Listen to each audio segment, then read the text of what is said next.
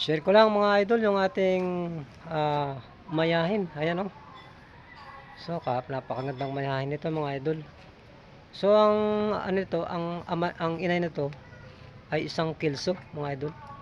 Kilso. So, kaya medyo parang pungkan yung kanyang pulok. Kasi ang kanyang ama ay isang gold mga idol.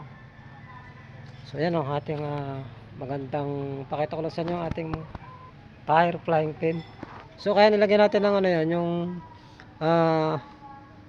ikis na ganun na yan, nyug lang yan mga idol yung ikis niya, naka-ikis niya para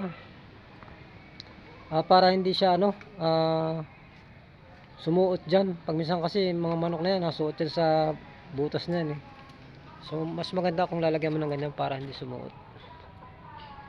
So share ko lang mga idol yung ating mayahin na nakaupo, na nakadapo sa ating tire flying pin.